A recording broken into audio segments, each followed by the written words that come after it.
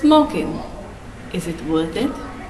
You sit in your backyard, your vehicle, on your porch, or you sneak away from the office just to have one last go at it. You promise yourself over and over again that this would be your last time, and yet again, you find yourself being drawn by its intoxication. You are under its spell. You just can't seem to get enough, even though you are quite aware that it is dangerous to your health. Even the warning on the label says so. Then, one day, you visit your doctor after losing the battle with a persistent cough. The doctor performs the necessary tests, and the results are in. You have just been diagnosed with lung cancer.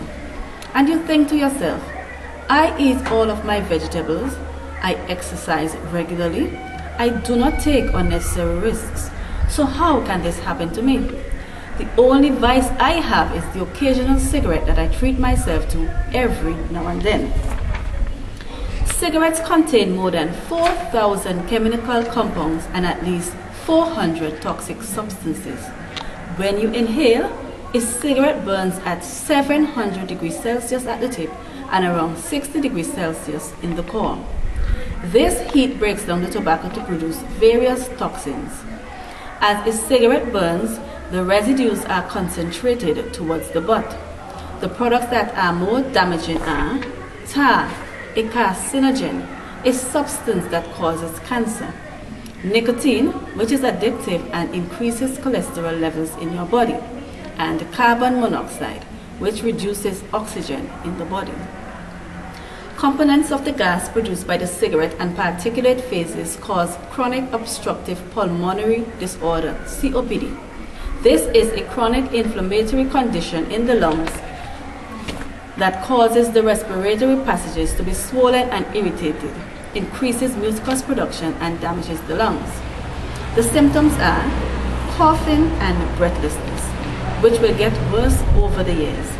Your sputum becomes thick and is difficult to cough up, and you become much more susceptible to chest infections. Other effects of smoking include 1. Cardiovascular disease.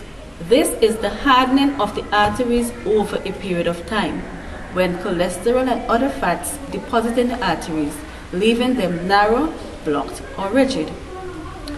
When the arteries narrow, this is called arteriosclerosis. Blood clots are likely to form.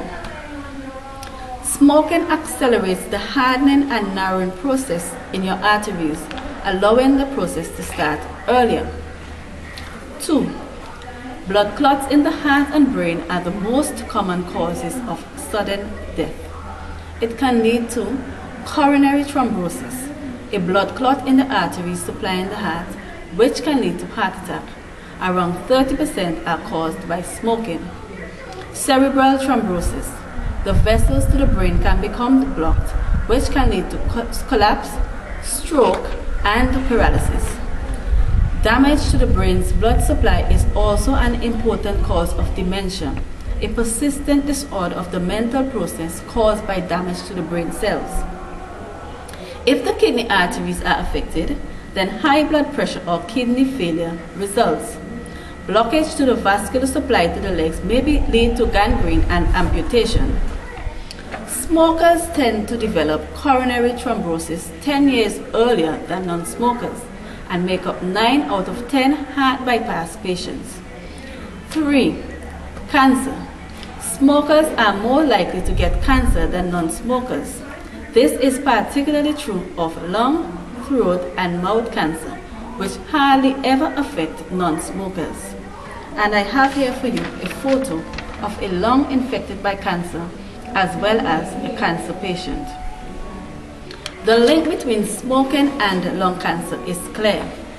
90% of lung cancer cases are due to smoking. Only 0.5% of people who have never touched a cigarette develop lung cancer.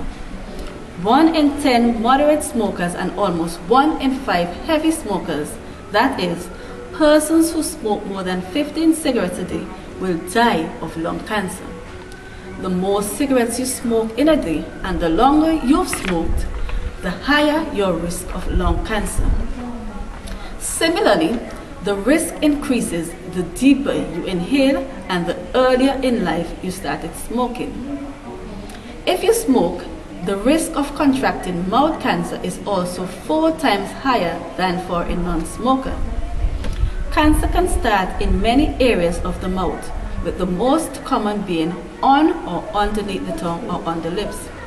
Other types of cancers that are more common in smokers are bladder cancer, cancer of the esophagus, cancer of the kidneys, cancer of the pancreas, and cervical cancer. Further, people smoke for various reasons, including as a stress releaser, to fit into a particular group, to appear confident, as a form of rebellion, as a tranquilizer, and to feel good about themselves, among other things. However, even though it may appear cool to have a cigarette dangling between your lips, or whether you do it just for fun, the danger of smoking certainly outweighs whatever benefits that may be derived.